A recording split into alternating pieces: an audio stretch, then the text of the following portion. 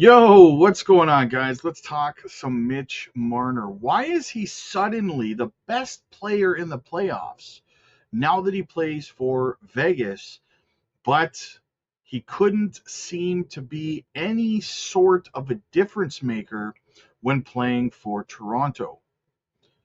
Um, Now here's the thing, guys. I've seen a lot of different opinions. I watched Odog talking with Luke Shan about it and stuff. And like I said, I've heard a lot of different opinions as to why that is. I've seen that his play on the ice in the playoffs was poor because of fans. His play on the ice was in the playoffs was poor because of the media. Uh, just all kinds of stuff, all kinds of finger pointing that Mitch Marner's playoff performances in Toronto over the 9 years that he was there was always somebody else's fault. Always, right? And at the end of the day, I watched obviously the Leafs for his entire career as a Leaf, right? Now, I want you to understand something ahead of time. I like Mitch Marner. I think he's one of the best players in the league. I hope he does absolutely fantastic in Vegas, which he is. I've always liked Mitch Marner. But I talked about this before. I think that group of players came in with they were spoiled at the end of the day. Him, Matthews, all the young players on the team that came around that time frame, right? And the look on his face right now, like this was the look on his face when he talked to the media whenever he did something horrible on the ice, when he laid an egg, which was more often than people think, right?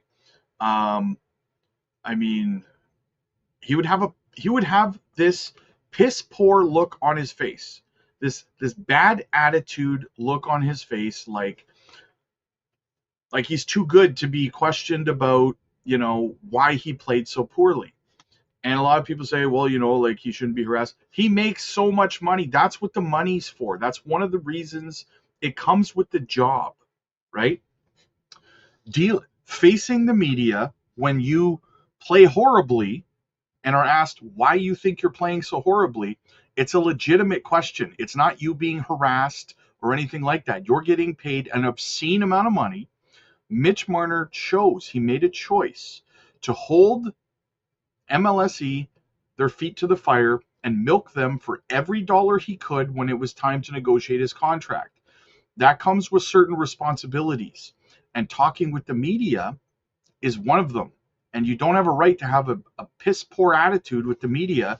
Like the fans and the media are the problem, right? I'm sorry. I'm sorry. Yes, they were a bit of it. No, well, I'm not going to underplay it. Media, but mostly fans were a problem, right? I mean, Mitch did deal with a lot of stuff, like his car getting stolen or whatever. He got robbed or whatever. But that's not Leaf related, though. That was just happenstance, right? They didn't rob him because he's a Leaf. Wrong place, wrong time, right? It could happen just as easily in Vegas to him.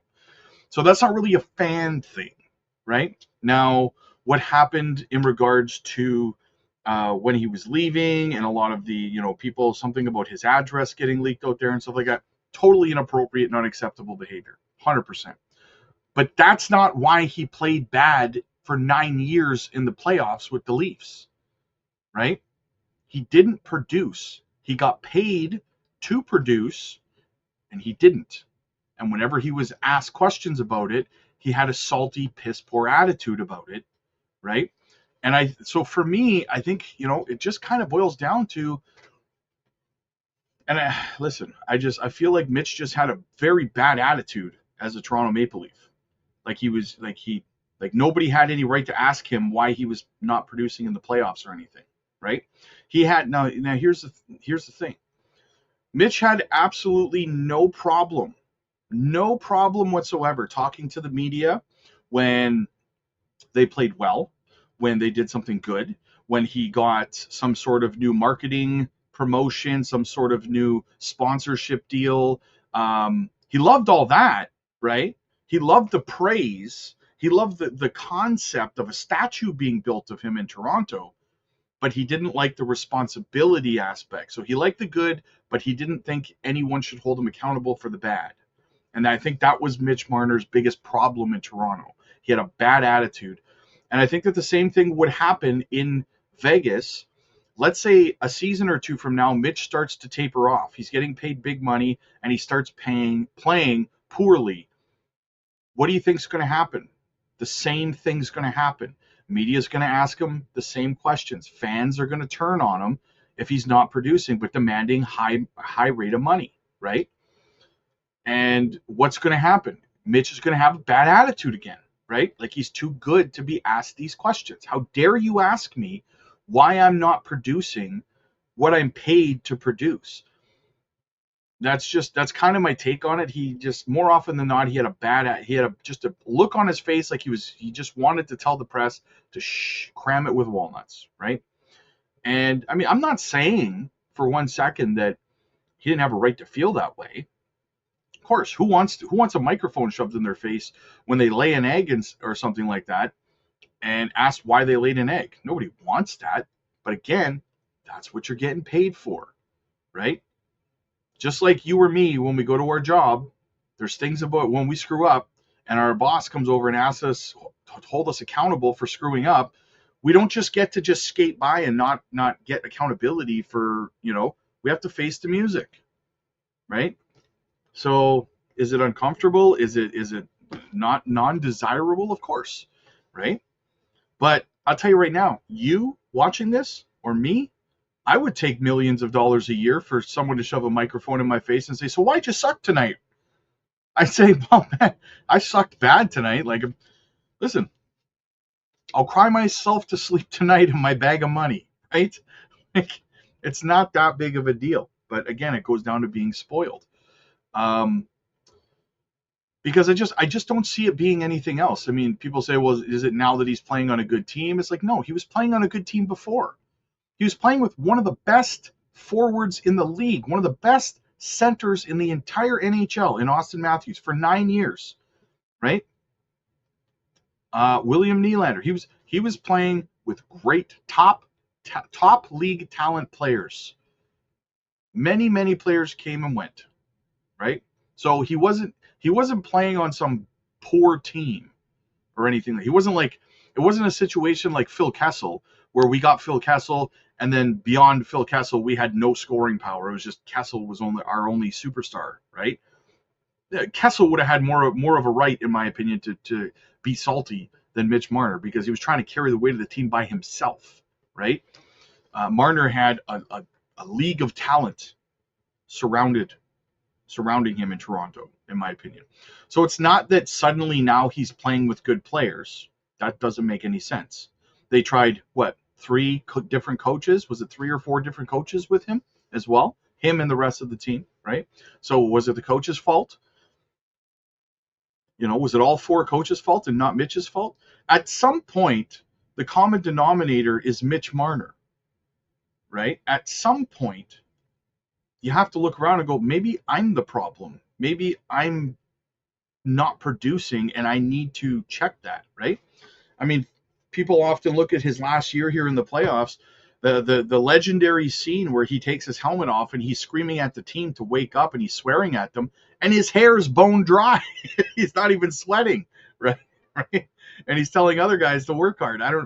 I think that's just kind of a joke at the end of the day that I'm throwing in there because of course he was working hard, right? But there's a lot of nights that just, it's okay to play like crap from time to time. It's not okay to have a bad attitude when you're asked about it, though, I suppose, at the end of the day, right? And I do wish Mitch Marner all the best, but I don't think it's anybody. I think that the blame and the responsibility, nobody's saying this. And of course, TSN or Sportsnet or, ESPN, none of them are going to say the elephant in the room and say, well, maybe it's Mitch's fault that Mitch was playing poorly on the ice. He was surrounded by good players, right? We've tried blaming the fans. We've tried blaming the coaches. We've tried blaming management. We've tried blaming the media, right? At what point is the way he played on the ice in Toronto, him physically, at what point is it his responsibility for how he played? I don't know. I don't know. He grew up in Toronto, so he knows the pressure of being a Leaf. Is the pressure was? Do you think the pressure was too much? Maybe. Maybe that was the case. There are players that say that playing in Toronto was unbearable because of the pressure. It does take a certain type of personality to thrive, right? But there's players out there like, I don't know, yeah, I hate saying his name, but Brad Marchand, for example, or the Chucks, who thrive under that media attention and scrutiny and all that kind of stuff, right? So maybe it's just not for him. I don't know, but I just wanted to hop on and say that at some point, because I keep seeing it, I'm seeing it everywhere. See why with this big mystery? Why is Mitch suddenly the best player in the playoffs and stuff like that? I think he's got an attitude change, right? I think he changed his attitude going to a new team. Fresh start, yeah, breath of fresh air for sure, right? But at the end of the day, for me, it's not his play in Toronto. It's nobody's fault but his own. It's not the fans' fault. It's not the media's fault. It's not the coach's faults. It's not the GM's faults. It's not his line mates' faults. What he physically does on that ice is his responsibility. How he plays. That's it. He's an amazing player. Amazing. You seen some of the goals he's put this play? Like, are you kidding me? I wish he was still a Leaf. I do. I wish. I wish they had figured it out. And I'm not bashing Marner. I'll always be a Marner fan. He's one of the best in the league. Unbelievable, jaw-dropping player. He's got a bad attitude. And I think that is one of the reasons that he's better in Vegas now than he was in Toronto. I just think he had a bad attitude. And I think that if things start to go south at some point, which the law of averages says they will, there will be periods of time in Vegas that he does not play well. And there will be times in Vegas fans turn on him, he gets scrutinized by media, and we'll see. We'll see how his attitude is then, right? Is he going to take it with grace and, be accountable? Or is he going to have a pissy attitude again and blame the fans and blame the media and blame everybody else? I guess we'll see. But sorry, I just don't see how it's the fans or the media's fault how he played on the ice. I don't. Right? Good for him for playing well. Let me know what you guys think. Again, this is not a Mitch Marner bashing session.